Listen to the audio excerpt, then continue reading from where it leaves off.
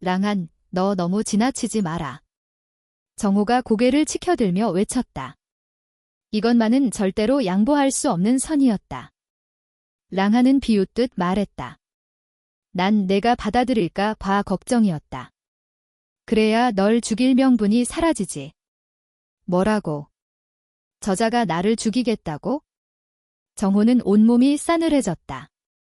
그는 랑한의 얼굴을 바라보았지만 거기에는 농담의 기미조차 없었다. 오히려 수산한 살기가 서려 있었다. 그는 몸을 떨며 말했다. 너 두 가문을 전쟁으로 몰아넣을 셈이냐? 내가 랑가의 천고의 죄인이 되고 싶단 말이냐? 조그만 정가 따위 감히 내 앞에서 설치기나 해? 랑한은 냉소적으로 말했다. 정가가 감히 칼을 들면 내가 멸문시키겠다. 쿵 사방이 떠들썩해졌다. 입이 그 정도 크다니. 상운진에서 랑가와 정가는 모두 대호문이며 실력도 대등하다. 둘 중 하나가 먼저 움직이면 양쪽 다 피를 본다. 그래서 누구도 섣불리 손을 대지 못했다. 그런데 폐물로 불리던 랑한이 정가를 멸문하겠다고? 이게 농담인가? 하지만 랑한의 얼굴에 흐르는 살기와 압도적인 기세는 누구도 웃을 수 없게 만들었다. 모든 이가 숨을 삼키며 느꼈다. 이 소녀는 더 이상 그들이 알고 있던 그 폐물이 아니다. 심지어 몇몇 여학생들은 두 눈에 홍조를 띄었다. 이런 남자의 기계라니 다리가 풀릴 지경이었다. 내 입이 아주 화려하구나. 우리 형님 한 명이면 너 따위 단숨에 제압할 수 있어. 정호가 울분에 차 외쳤다. 그에게 랑한은 그저 예전의 장난감에 불과했다. 자신과 형 정향에게 수없이 짓밟히던 존재. 지금 그 랑한에게 눌리고 있다니 차마 받아들일 수가 없었다. 쾅! 랑한의 손바닥이 다시 한번 그의 뺨을 후려쳤다. 죽고 싶어서 환장했나? 만약 정가가 복수한다면 그를 막을 리는 없다. 지금의 저하심이 랑한에게 보이는 공경을 생각하면 정가 하나를 쓸어버리는 건 그에게 있어 식은 죽 먹기다. 비록 무도 재능은 평범해도 저하심은 용천경 무인. 정가를 멸하는 건 손가락 하나 까딱하는 일이다. 만약 정가가 정말로 죽고 싶다면 그에게 그저 힘을 쓰게 하면 된다. 정호의 등줄기를 차가운 땀이 타고 흘렀다. 랑한 앞에 서 있으니 숨조차 쉬기 어려웠다. 그리고 그는 느꼈다. 이 소녀는 더 이상 예전처럼 자기를 두려워하는 폐물이 아니라 죽음을 들고 온 살신이었다. 두 다리가 힘을 잃고 꺾였다. 그는 그대로 땅바닥에 무릎을 꿇었다. 목숨 앞에서 체면 따위는 한낱 먼지였다. 죽으면 모든 것이 끝난다. 정말로 무릎을 꿇었다. 사람들이 술렁였다. 정가의 이부 소공자 정호. 그 존재 자체가 정가의 체면이다. 그런 자가 무릎을 꿇었다. 게다가 그 아픈 정가가 피눈물을 흘리도록 미워하는 랑한이다. 이건 정가가 당한 치욕 중 치욕이었다. 생각해보면 단순했다. 정호는 약자만 괴롭히는 비겁자였다. 이제껏 정가 이부 소공자라는 후광 덕분에 누구도 손 못 댔던 것뿐. 하늘을 찌를 듯한 기세 속에 숨은 그는 결국 한낱 헛개비였다. 하지만 랑한은 너무나도 기계가 넘쳤다. 정가 이부 소공자를 무릎 꿇게 하다니? 정가와 랑가가 대전이라도 벌어지면 어떡하려고. 멋있다. 여학생들 몇몇은 이미 환호성을 질렀다. 랑한, 이제 됐지 않느냐. 정호가 이를 갈며 말했다. 그의 머릿속에는 단 하나, 여기서 어떻게든 벗어난 뒤 형을 데려와 복수하는 것뿐이었다. 기어가라. 랑한은 차갑게 말했다. 뭐라고? 정호는 자신의 귀를 의심했다. 쿵. 랑한의 발끝이 그의 등을 세게 걷어찼다. 정호는 두 손을 땅에 짚을 수밖에 없었다.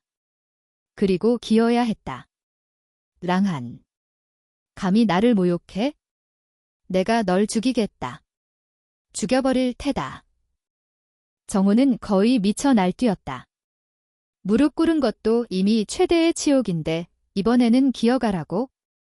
개처럼. 모욕이면 또 어쩌라고. 폐물.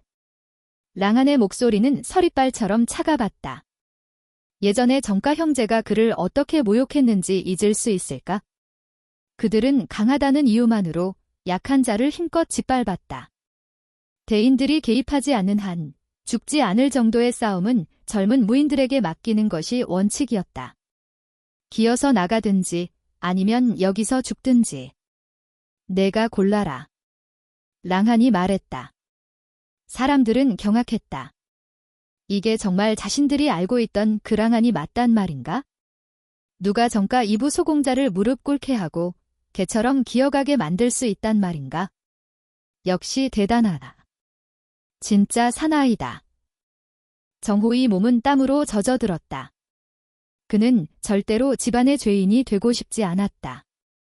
하지만 죽음이 눈앞에 있는 상황에서 그의 의지는 너무나도 약했고 끝내 두 손을 움직였다. 그리고 기어가기 시작했다. 하하하하. 사방에서 폭소가 터졌다. 그 웃음은 순식간에 번져나가 주변 모두를 휘감았다.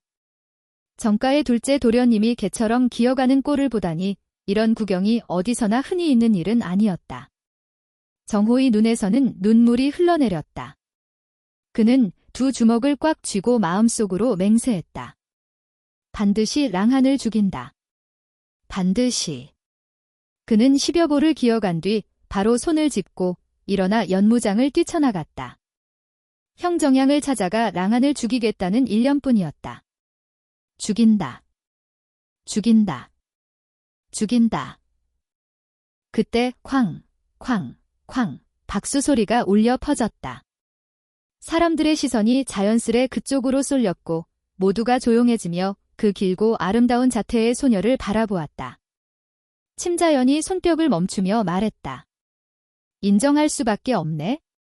아주 볼만한 연기였어. 하지만 이런 식으로 나의 마음을 흔들 수 있다고 생각했다면 정말 어림도 없지. 내가 무슨 꿍꿍이로 이런 짓을 하는지 다 알고 있어. 안타깝게도 너와 나는 하늘과 땅 차이야.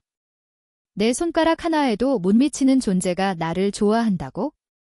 그건 나에 대한 모욕일 뿐이야. 자기 최면은 그만해라. 한심하군. 랑한은 고개를 저었다. 전생의 기억을 생각해봐도 이런 사람과 얽히고 싶은 마음은 털끝만큼도 없었다. 내 무도 재능으로 말하자면 장차 한 지역을 뒤흔드는 이름이 될 것이고 여자임에도 불구하고 기적을 만들어 보일 것이다. 침자연이 오만하게 말했다. 내가 무슨 말을 해도 소용없어. 모두 다 나의 관심을 끌기 위한 행동일 뿐이라는 것쯤은 알고 있어. 하지만 안타깝게도 나는 너처럼 보잘것없는 인물은 영원히 보지 않는다. 우리 사이의 인연은 이미 끝났어. 말해주지. 나는 이미 호양학원의 초청장을 받았어. 내년이면 호양학원의 제자가 된다. 너 같은 패물이 임펴던틀이 감히 나를 좋아해? 너는 어울리지 않아. 전혀 어울리지 않아. 그를 좋아한다고? 어느 정도는 맞는 말이었다. 미모에 뛰어난 무도 재능까지 가진 여인이라면 당연히 남자라면 호감이 생길 수도 있다. 하지만 저런 식의 자기 도취는 이미 병적이었다. 이 정도면 꽃 같은 미친 아집이라 해야 했다. 랑한도 더는 말이 나오지 않았다. 이런 부끄러움조차 모르는 자에게 그는 항상 한 가지 대응법만 써왔다. 따귀. 연체 탱친. 조금 까다롭긴 해도 불가능한 상대는 아니었다. 랑한의 눈빛이 싸늘하게 가라앉으며 그녀에게 다가서려던 순간 그의 시야에 부드럽게 연무장으로 걸어 들어오는 한 여인의 모습을 포착했다. 류우동. 어디에 있어도 중심이 될 수밖에 없는 절세미인. 모든 시선이 순식간에 그녀에게 빨려 들어갔다. 누구나 입을 벌리고 감탄할 뿐이었다. 아름다움이라는 말조차 부족했다. 침자연 역시 미인은 맞았지만 이 여인과는 비교조차 되지 않았다. 무언가 형언할 수 없는 기품, 마치 고귀한 황녀 같은 신비로움. 그 앞에 서면 침자연은 시골 마을의 평범한 처녀처럼 보일 정도였다. 모두의 마음속에는 같은 생각이 솟구쳤다. 대체 누구지? 천상에서 내려온 선녀인가? 저렇게 아름다워도 되는 걸까? 그저 바라본다는 것만으로도 그 존재를 모욕하는 듯한 느낌이 들 정도였다. 모두가 넋을 놓고 있는 사이 류우동은 랑한 곁을 조용히 지나쳐 앞을 향해 걸어갔다. 그가 멈추지 않은 것은 당연했다. 누가 보더라도 폐물이라 불리는 랑한과 이런 선녀 같은 존재가 엮일 리 없다 생각했기 때문이다. 침자연은 숨이 막힐 정도의 압박을 느꼈다. 상대가 자신보다 조금 더 예쁜 정도가 아니라 얼굴, 몸매, 기품, 모든 면에서 완벽히 짓밟히고 있었다. 질투가 미친 듯이 치밀어 올랐다. 그 순간 류우동은 침자연의 앞에 서더니 손을 가볍게 올렸다. 그리고 그대로 뺨을 후려쳤다. 쾅! 맑고도 날카로운 소리가 울렸다. 너. 침자연은 멍해졌지만 곧 분노로 얼굴이 시뻘개졌다.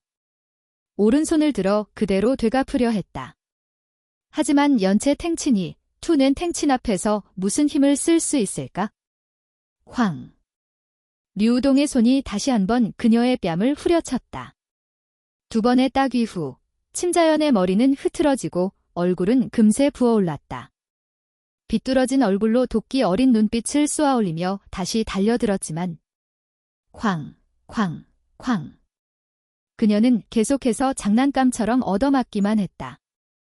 반격은커녕 손끝 하나 대지 못했다.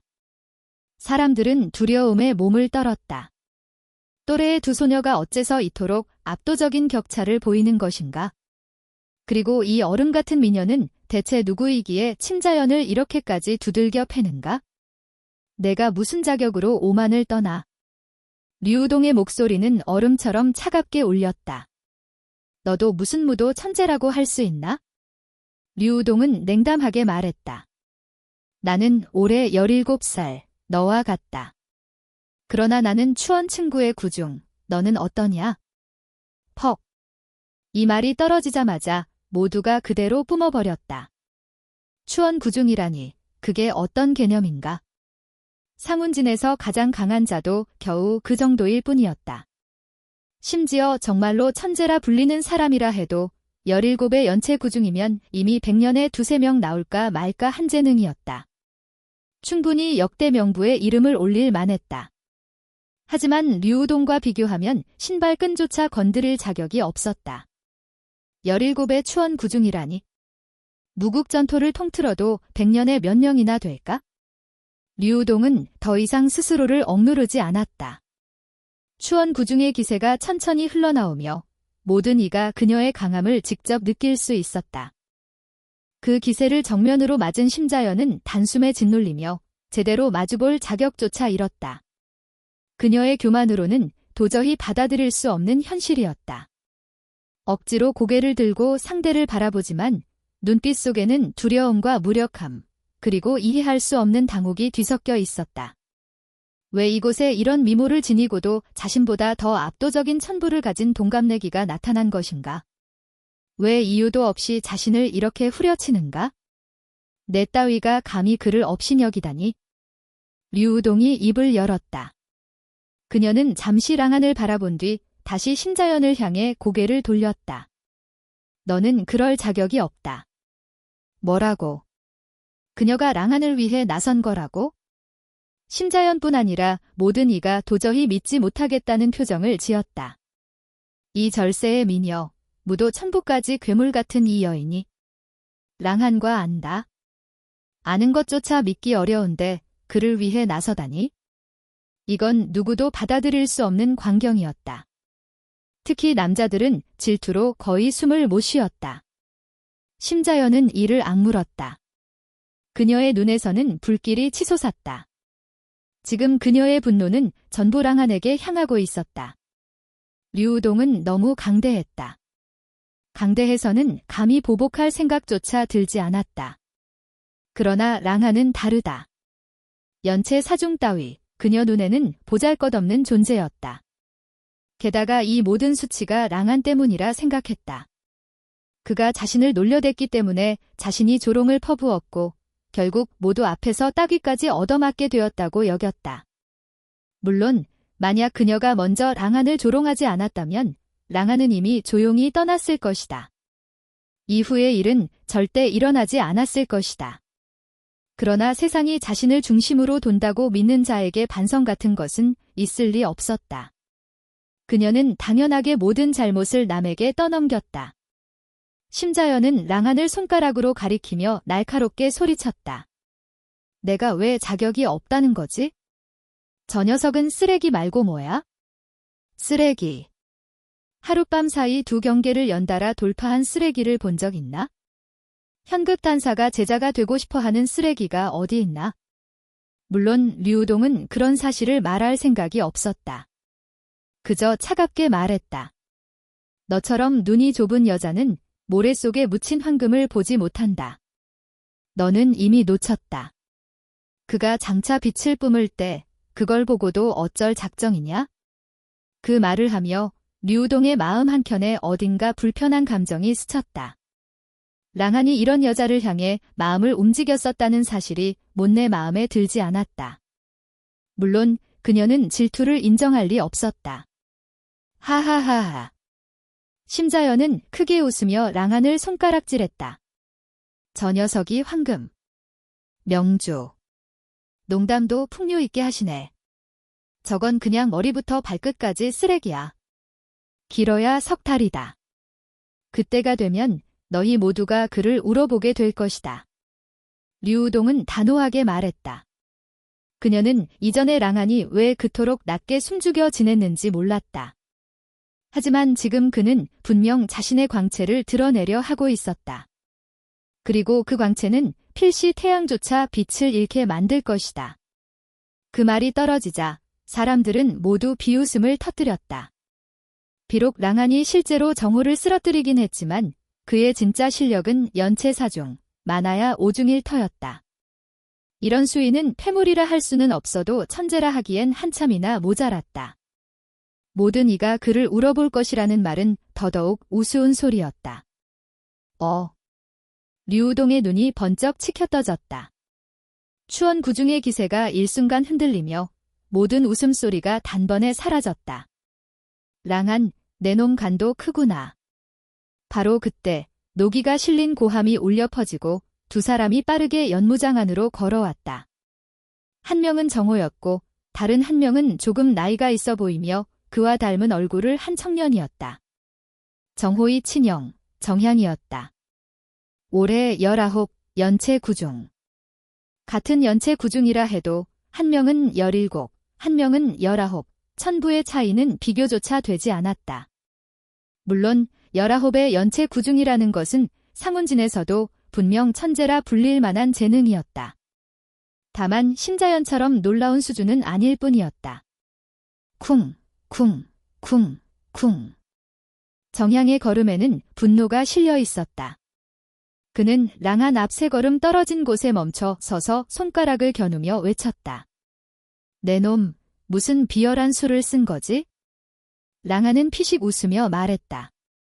내가 이긴 게 비열한 수를 썼기 때문이라는 말인가? 당연하지. 그렇지 않다면 너 같은 패물이 우리 동생을 어떻게 이긴단 말이냐? 정향이 목청을 높였다. 랑한에게는 패물이라는 오명이 이미 따라붙어 있었다. 오늘 일을 제대로 수습하지 못하면 정가의 명예가 크게 실추될 터였다. 그래서 그는 무조건 랑한이 비열한 수를 썼다고 몰아붙일 수밖에 없었다. 패물이라는 두 글자가 나오자 사람들의 표정은 순식간에 미묘하게 바뀌었다. 조금 전 심자연도 같은 말을 했다가 류우동에게 따귀 세례를 맞지 않았던가. 게다가 그 추원 구중의 고수가 아직도 여기 버젓이 서 있는데 감히 랑한을 모욕하다니. 무사할 리 있을까? 정향의 의도 따위는 랑한이 한눈에 꿰뚫었다. 그는 굳이 드러내지 않고 천천히 말했다. 그래. 그렇다면 내가 비열한 수를 쓰지 않았다는 걸 어떻게 증명하면 좋겠지? 내 놈이 우리 동생을 속였으니 형인 내가 모른 척할 수 없지. 배짱이 있다면 나와 한판 붙어라. 정향은 이미 모든 것을 계산해 둔 듯했다. 사람들은 속으로 욕설을 삼켰다. 정말 파렴치했다. 너는 연체 9중, 상대는 연체 사중이다. 이런 싸움이 말이 되나? 하지만 랑안을 한번 두들겨 패기만 하면 정호의 체면도 세울 수 있고 정호의 분도 풀어줄 수 있다. 일석이조의 수였다. 랑안은 어이없다는 듯 웃었다. 너는 연체 9중, 나는 연체 4중. 이건 아무리 봐도 공평하지 않은데? 나는 상관없다. 내가 원한다면 다른 사람을 불러 대신 싸우게 해도 좋다. 정향은 크게 웃어댔다. 그는 랑안이 패물이라 모두가 멀리한다는 사실을 알고 있었다. 누가 그를 위해 나서겠는가? 게다가 설령 누가 나선다 해도 그가 연체 9중이다. 학원 최강급인 자신이 두려울 것이 뭐란 말인가? 사람들의 표정은 다시 한번 기묘해졌다. 왜냐하면 랑안에게는 정말로 도와줄 이가 있었다. 게다가 추원 9중. 연체 9중 따위는 한 번에 쓰러뜨릴 수 있는 괴물 같은 존재였다. 정향은 지금 스스로 죽을 길을 열고 있는 셈 아닌가? 류우동이 앞으로 나서며 말했다. 내가 그의 대신 싸우겠다. 이전까지 정향의 시선은 줄곧 능한에게만 머물러 있었다. 이제야 류우동의 존재를 발견한 그는 얼음처럼 차갑고 절세의 아름다움을 지닌 그 얼굴을 보자 눈빛이 멍해졌다. 이 세상에 어떻게 이런 미녀가 존재할 수 있지? 잠깐, 그녀가 능한을 대신해 출전한다고? 정향은 순식간에 질투와 불쾌함이 치밀어 올랐다. 능한 같은 패물이 어떻게 이런 미녀를 곁에 둘 수 있단 말인가? 이건 불공평하고 우스꽝스럽기까지 했다. 그는 급히 말했다. 아가씨, 분명 막온 사람이겠죠? 저 녀석의 달콤한 말에 속은 겁니다. 그는 능가의 유명한 패물입니다. 학원 사람이라면 모르는 이가 없어요. 류우동의 고운 눈동자 속에 즉시 분노의 불꽃이 튀었다. 누군가 능한을 모욕하는 소리를 듣는 순간 그녀는 절대 참을 수가 없었다. 이 사람들이 무슨 자격으로 그런 말을 하는가? 안 돼, 아까는 상대가 여자였기에 내가 나서는 걸 허락했지만 지금은 남자다. 남자의 싸움은 남자가 해결한다. 능한이 손을 뻗어 류우동의 어깨에 올리며 고개를 저었다. 그 장면을 보자 모두가 눈이 뒤집힐 정도로 질투에 미쳐들었다. 여학생조차 예외는 아니었다. 그들 마음속 여신과 저렇게 가까이 다타니.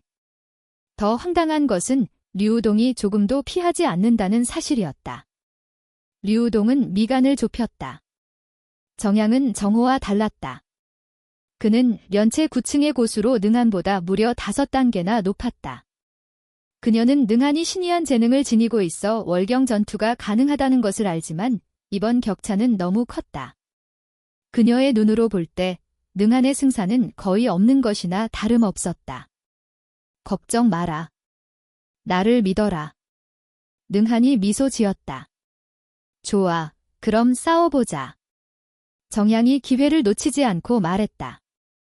그는 능한이 어떻게 류우동을 홀린 건지 알 수 없지만 사람들 앞에서 능한을 완전히 짓누르기만 하면 절세 미녀는 능한의 본 모습을 분명 보게 될 것이라고 확신했다. 능한이 다시 류우동에게 고개를 끄덕이자 그녀는 마침내 물러났다. 이 작은 시녀, 제법 마음에 든다. 능한은 미소를 잠시 지은 뒤 곧바로 정향을 향해 얼굴을 단단히 굳혔다. 무려 5층 차이, 이건 엄청난 격차였다. 류우동을 연체 4층까지 억누른다고 해도 상대와 겨루면 패배할 수밖에 없다. 능한이 도전을 받아들인 이유는 단 하나, 그는 한 가지 비수를 지니고 있었다. 이름하여 고랑혈. 부상을 입어 피를 흘릴수록 경계를 뛰어넘는 전투력이 폭발하며 상처가 깊을수록 폭발력도 더해지는 기술이다. 전생이라면 그는 수많은 단약으로 상처를 즉시 회복할 수 있었겠지만 지금 그의 손에는 그런 성약이 없었다. 그러나 문제는 없었다. 그는 더 강력한 절약을 얻었으니. 불멸천경. 와라. 능한이 손짓했다. 그의 마음은 고요했다. 천인경 강자의 영광을 내려놓고 이제 그는 연체 4층의 한 사람으로 다시 처음부터 시작할 뿐이었다. 정향은 능한을 눈에 둘 이유가 없었다. 그는 여유롭게 능한을 빙 돌아가며 비웃음을 띄었다. 연체 4층 따위, 손 하나면 짓누를 수 있다. 형님, 저놈을 때려요. 정호가 견디지 못하고 소리쳤다. 그의 얼굴은 아직도 아팠고 모두 앞에서 무릎 꿇고 기어가게 된 굴욕은 그를 분노로 가득 채웠다. 당연히 능한에 대한 원한도 하늘에 닿을 지경이었다. 이와 똑같은 감정을 품은 이가 한 명 더 있었으니 그가 바로 침자연. 그녀 또한 능한을 뼛속까지 증오하고 있었다. 정향이 고개를 끄덕이며 말했다. 모두 똑똑히 봐라. 이것이 바로 정가에 거스른 대가다. 입가에 잔혹한 웃음을 띠며 그는 갑자기 주먹을 휘둘러 능한을 향해 내려쳤다. 능한이 낮게 코웃음치며 마찬가지로 주먹을 움켜쥐고 정면으로 받아쳤다. 뭐라고? 이 장면을 본 모두는 능한이 미쳤다고 느꼈다. 연체 4층이 연체 9층과 맞부딪힌다고. 이건 바보짓도 집안 대대로 이어질 만큼 우둔한 행동이었다. 이전에는 능한이 아주 영리했었다.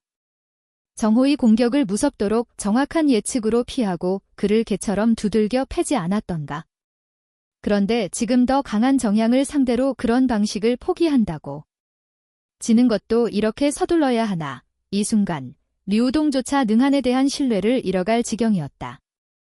이런 정면 충돌은 순수하게 경지와 힘의 차이를 드러내는 가장 원초적인 방식이었기 때문이다. 하지만 단 한 사람, 능한만은 자신에게 가득한 확신을 품고 있었다. 그는 일부러 죽음을 향해 달려드는 것이 아니었다. 와라. 쿵, 두 주먹이 충돌했다. 만약 이 장면이 100배 느리게 보였다면 충격이 퍼져나가며 능한의 팔 피부가 물결처럼 일렁이고 주먹에서 어깨까지 파문이 뻗어간 뒤 핏줄이 하나씩 터져나가며 팔 전체가 피범벅이 되는 모습이 보였을 것이다. 힘의 격차가 너무 컸다. 능한은 7걸음을 연달아 물러난 뒤에야 겨우 멈출 수 있었다. 하하하하, 패물은 역시 패물이지. 정향이 비웃었다. 능한이 학원에 들어온 이후 그는 항상 자신과 정호에게 괴롭힘을 당하던 존재였다. 이제 와서 감히 일어나 보겠다고. 웃기는군. 능한의 얼굴에는 아무 표정도 없었다. 불멸천경이 운전되며 그의 팔은 빠르게 회복되고 있었다. 온통 피가 흘러 겉으론 보이지 않을 뿐이었다. 동시에 상처가 깊어지자 고랑혈이 발동되어 그의 전투력은 급격히 상승했다. 연체 5층. 능한이 낮게 포효하며 먼저 정향에게 돌진했다. 소용없다. 능한 패물아. 넌 평생 패물이다. 정향이 웃으며 주먹을 들어 받아쳤다. 쿵. 연체 5층이 연체 9층을 이길 수는 없다. 능한은 다시 한번 충격에 날아가 피를 흩뿌렸다. 방금 회복된 팔도 다시 갈기갈기 찢어졌다. 정향은 약간 놀랐다. 상대의 힘이 아까보다 훨씬 강해졌음을 느꼈기 때문이다. 물론 여전히 자신의 발끝에도 미치지 못했지만 능한은 한쪽으로 불멸천경을 돌리고 한쪽으로 고랑혈을 폭발시키며 눈빛까지 이리처럼 번득이며 살기를 뿜어냈다. 연체 6층. 상처가 깊어질수록 능한의 힘은 또다시 도약했다. 그는 포효하며 정향에게 세 번째로 돌진했다. 정향은 실력이 뛰어났지만 능한의 눈빛을 마주하자 순간 가슴이 철렁 내려앉았다. 그러나 곧 창피함에 화가 치밀었다. 이건 패물이다. 패물에게 주눅이 들다니 말도 안 된다. 그는 한 방에 능한을 때려 눕혀 다시는 일어나지 못하게 만들 작정이었다. 쿵, 쿵, 예, 쿵, 쿵. 두 사람은 끊임없이 정면 충돌을 이어갔다. 물론 상황은 뻔했다. 능한은 매번 심하게 다쳤다. 하지만 매번 즉시 회복해 다시 반격해왔고 그 끈질김은 사람들 모두를 경악하게 만들었다. 더 놀라운 건 능한의 반격이 점점 더 강해지고 있다는 것이다. 더 날카롭고 더 무섭고 심지어는 정향과 점차 대등한 수준으로 맞붙기 시작했다. 연체 7층. 정향은 누구보다 잘 알고 있었다. 능한의 힘이 어느 순간 연체 7층에 도달했음을. 다행히도 여기서 더 오르지 않는 듯 했다. 더 올라갔다면 그는 진짜 두려움을 느꼈을 것이다. 어쩔 수 없는 일이다. 고랑혈도 결국 한계가 있어 단 3단계까지만 끌어올릴 수 있었다. 그래도 련체 7층이 련체 9층과 맞붙는다면 격차는 2단계까지 좁혀진 셈이었다. 능하는 피투성이가 된 채 혈전을 이어갔다. 그의 련체 7층의 힘은 모두 상처를 기반으로 유지되는 것이었다. 마치 상처 입은 외로운 이리처럼 다칠수록 결코 꺾이지 않았다. 처음에는 모두가 단순히 구경하는 마음으로 보고 있었지만 능한이 끊임없이 부상을 입고도 끊임없이 반격하는 모습을 지켜보는 동안 묘하게도 모든 이의 마음이 흔들리기 시작했다. 설령 패물이라 불렸을지라도 이건 존경받을 만한 패물이었다. 누가 이런 의지를 가질 수 있겠는가? 피로 싸우며 꺾이지 않는 고집, 꺾이지 않는 강인함. 모두 모르는 사이에 마음의 저울은 능한 쪽으로 기울었고 사람들은 속으로 그가 이기기를 바라기 시작했다. 무인의 세계에서 약자는 동정받지 못한다. 하지만 끝까지 꺾이지 않는 투사는 존중받을 수 있다. 능한은 피와 의지로 전생의 능한이 가장 갈망했던 것을 되찾고 있었다. 존엄. 이것이 바로 능한이 반드시 싸워야 했던 이유였고 일부러 이런 어리석은 정면 승부를 택한 이유였다. 물론 실상은 능한의 상황은 겉보기만큼 처참하지 않았다. 불멸천경이 계속해서 돌며 그의 부상을 즉시 회복시키고 있었기 때문이다. 그렇다고 해서 상처의 고통이 사라지는 것은 아니었다. 불길처럼 타오르는 통증이 그의 영혼까지 태우듯 훑고 지나갔지만 그 고통은 오히려 넘은 경계를 깨뜨릴 힘을 터뜨리게 했다. 능한은 계속해서 회원단을 삼키고 불멸천경을 돌렸다. 원력이 지나치게 빠른 속도로 소모되고 있었기 때문이다. 능한은 몇 번이나 날아갔지만 몇 번이고 되돌아와 덤벼들었다. 피가 사방으로 튀었고 그의 강인한 의지는 주변 대부분의 사람을 감동시켰다. 몇몇 여학생들은 눈물까지 머금고 능한에게 그만 싸우라고 소리쳤다. 믿을 수가 없어. 정향은 싸우면 싸울수록 당황했다. 상대가 왜 이렇게 끈질긴가? 아무리 때려도 넘어가지 않으니 그에게도 극심한 압박이 밀려왔다. 게다가 련체 7층의 힘은 이미 충분히 위협적이었고 계속 맞부딪히다 보니 그의 내부 장기까지 뒤집힐 듯 끌어올라 참을 수 없을 지경이었다. 그는 크게 포효하며 양주먹을 내질렀다. 드디어 무공을 사용해 능한을 빨리 끝내려는 것이었다. 정가의 절기, 통지권. 무인에게 있어 무공 사용 여부는 전투력이 완전히 달라지는 기준이었다. 공법과 마찬가지로 무공 역시 천지 현황의 4등급으로 나뉘며 황금 무공은 대략 전투력을 2배까지 끌어올릴 수 있었다.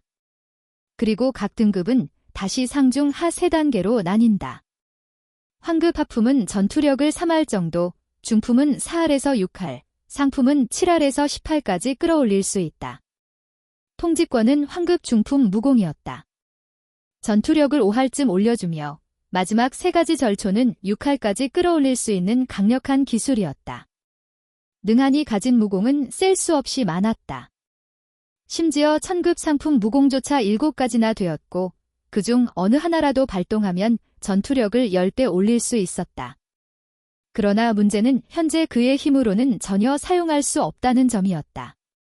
천급은 물론이고 지급, 현급도 사용할 수 없었다. 지금은 실력이 절대적으로 부족했다. 그가 사용할 수 있는 것은 황급 무공뿐. 현급 무공은 최소 용천경에 올라야 사용할 수 있다. 능한은 양주먹을 움켜쥐며 공격 자세를 취했다. 황급 상품 무공, 포돌권. 황. 엄청난 충돌음이 울렸다. 두 사람은 한 번의 격돌을 주고받았는데 너무 빨라서 류우동과 몇몇 련체 9층 무인들만 그 장면을 제대로 볼 수 있었다. 대부분의 사람들은 그저 한 번 부딪힌 후 정향이 공중으로 날아가는 것만 보았다. 모두가 숨을 삼켰다. 정향이 능한에게 날아갔다니. 이건 믿기 어려운 일이었다. 반면 능한은 온몸이 피투성이었으나 고작 몇 걸음 뒤로 물러났을 뿐이었다. 전세가 완전히 뒤집힌 것이다. 무슨 일이냐. 계속 우위를 점하고 있던 정향이 무공을 쓰자 오히려 처참히 밀리다니. 그러나 사람들은 누구도 능하니 황급 상품 무공을 썼을 것이라 의심하지 못했다. 왜냐하면 상운진에서 알고 있는 무공은 황급 중품이 한 개였고 일반인은 황급 하품 하나 배우는 것만으로도 감지덕지하기 때문이다. 류우동만이 다르게 생각하고 있었다. 그녀는 이미 알고 있었다. 능한이 그녀에게 전해준 삼음현공이 바로 천급 공법이라는 것을. 그렇다면 능한이 황급 상품 무공을 갖고 있는 것이 뭐가 이상하겠는가? 트린 형은 몸을 일으키려고 몸부림쳤지만 방금 전 그 일격의 파괴력이 너무나 엄청나서 조금만 움직여도 피를 토할 수밖에 없었다. 그 전에 그는 랑한과 정면으로 맞부딪혔고 내장의 진동이 심각할 정도로 흔들려 있었다. 지금처럼 다시 중한 타격을 받자 그 충격은 곧바로 그의 몸을 무너뜨렸다. 말도 안 돼. 트린 하오는 믿을 수 없다는 듯 외쳤다. 그의 형은 련체 9층. 어떻게 그 형이 한낱 패물에게 패할 수 있단 말인가? 이건 절대 사실일 리 없어. 랑한은 트린 형에게 걸어갔다. 그의 몸에 난 상처는 놀라운 속도로 회복되고 있었고 그 앞에 다다를 때쯤에는 이미 몇몇 상처가 완전히 아물어 있었다. 천경의 위압이 그대로 드러났다. 내가 졌다. 모두가 지켜보는 가운데 트린 형은 더는 발뺌할 수 없었다.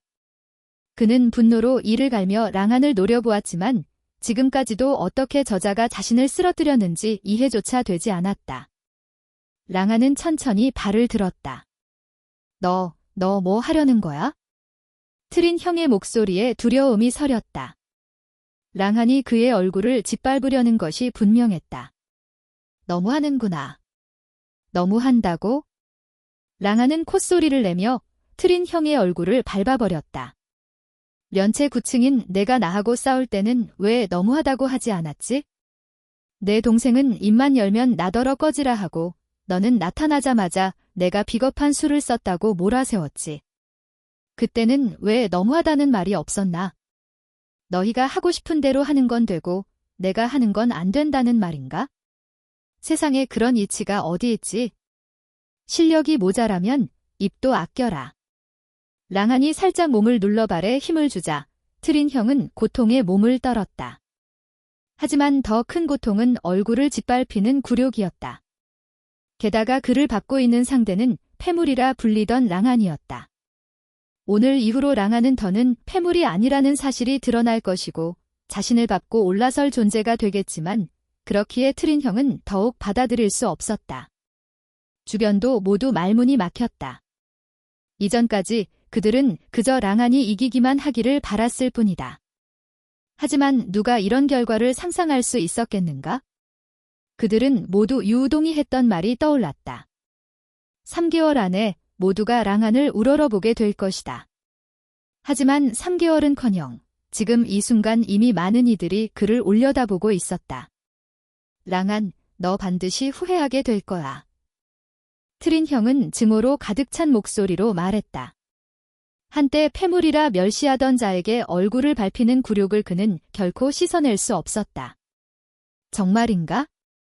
랑한은 가볍게 웃었다. 그의 눈에는 이런 위협이 아무 의미도 없었다. 살려달라고 해라. 그가 말했다. 성에 있게 빈다면 살려주지. 아니면 내가 여기 누워있을 시간은 아주 길어질 거다. 트린 형은 치가 떨릴 정도로 분노했지만 모두가 보는 앞에서 용서를 빌라니 그것은 차라리 죽는 것보다 더한 굴욕이었다. 용서를 구하지 않겠다. 그럼 여기 누워있는 것도 나쁘지 않지? 랑한은 담담하게 말했다. 그는 언제나 남이 한자 양보하면 자신은 한 길 물러나는 성격이다. 하지만 누군가 머리 위까지 기어오르면 그는 10배로 되돌려준다. 트린 형제가 자신을 괴롭히고자 한다면 그는 이 둘을 뼈도 못 추릴 정도로 짓밟아온 천하의 웃음거리가 되게 만들 것이다. 누워있는 건 나쁘지 않을지도 모른다. 하지만 얼굴 위에 한 발이 올라가 있다면 그것은 나쁘지 않다의 문제가 아니다. 트린 형은 이가 부서질 듯 악물었다. 입안은 피마디 가득했고 손가락뼈가 덜컹 울릴 만큼 힘이 들어갔다.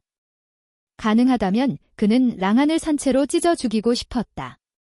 그러나 지금 그는 고개를 숙이는 것밖에는 할 수 있는 것이 없었다. 미안하다. 제발 살려줘라. 소리가 너무 작아 안 들린다. 랑한은 느긋하게 말했다.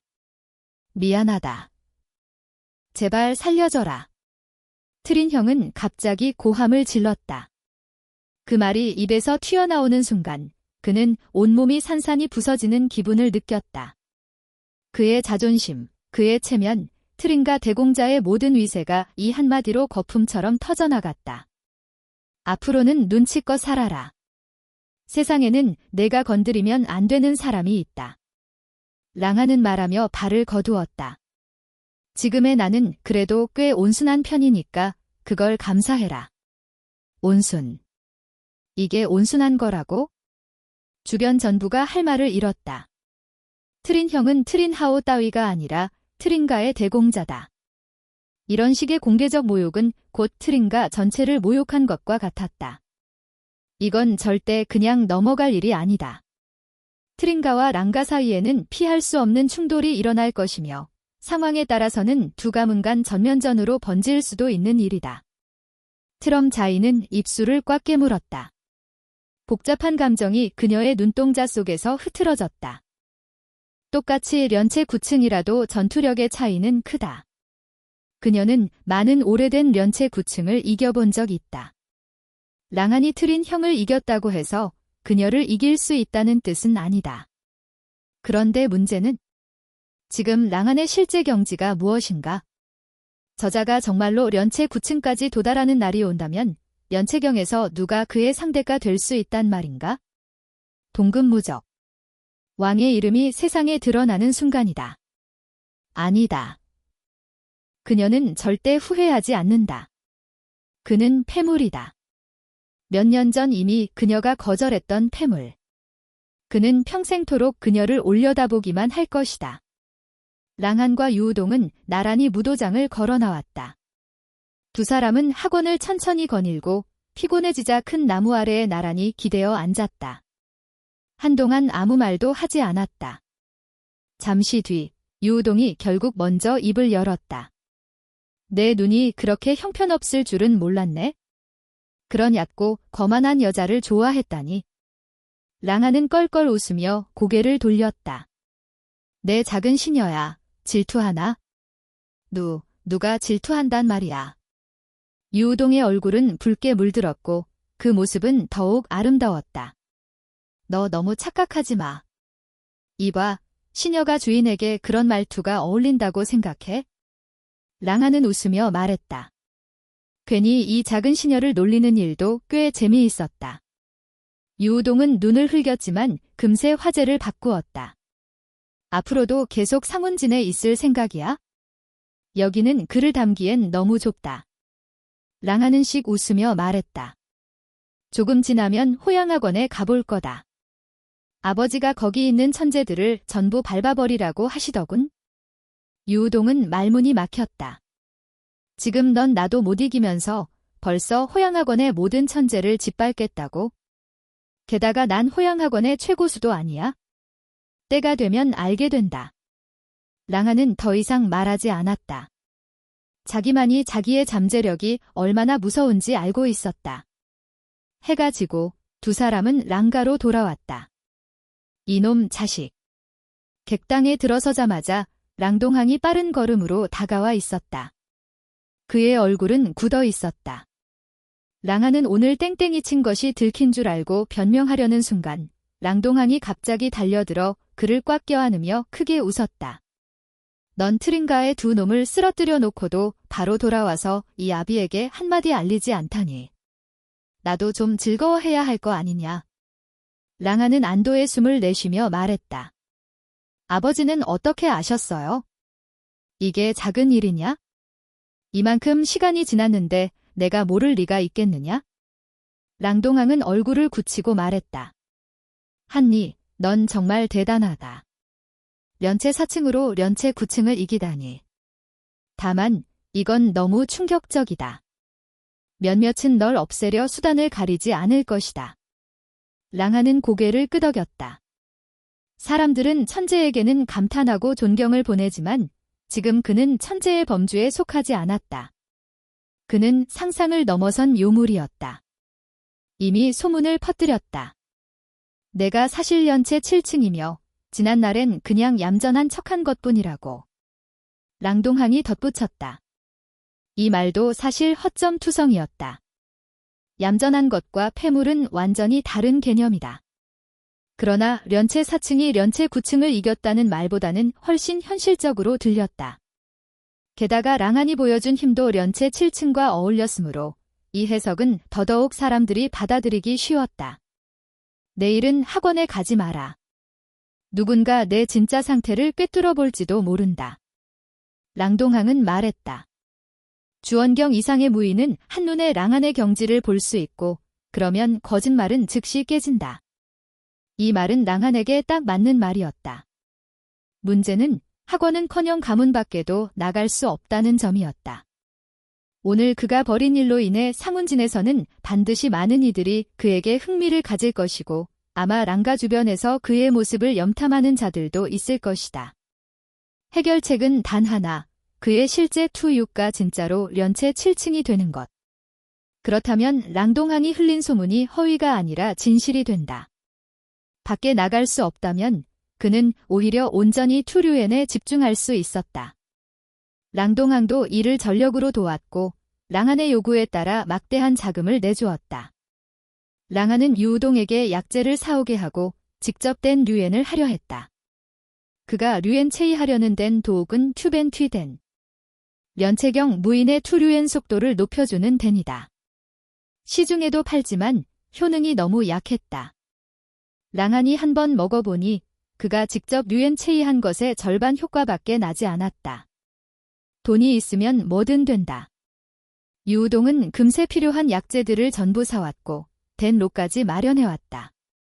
련체 4층으로 된 류엔이라 조금 무리긴 하군. 랑한이 중얼거렸다. 보통은 련체 7층에 도달해야 류엔덴을 시작할 수 있다. 낸 룩이 부족해 된 류엔 중반에 불이 죽어버리기 때문이다. 봐서는 호이 낸덴을 씹어먹으면서 된 류엔을 해야겠군. 그는 익숙한 손놀림으로 약재를 펜리했다. 두 손이 너무 빨라 유우동은 그저 눈만 빙글빙글 돌았다. 이제서야 그녀는 랑한이 단순히 약물 지식만 아는 것이 아니라 진짜 류엔덴을 할 줄 안다는 사실을 확신하게 되었다. 이 남자는 도대체 모르는 게 뭐지? 랑한은 약재를 된 로에 넣었다. 하지만 전부가 아니라 오직 3분의 1만 넣었다. 이후 오른손을 흔들자 불꽃이 손끝에 피어올랐다. 화염을 끌어올리는 것. 이는 가장 기본적인 댄수의 조건이며 모든 댄수가 반드시 호어린 캔을 지닌 이유였다.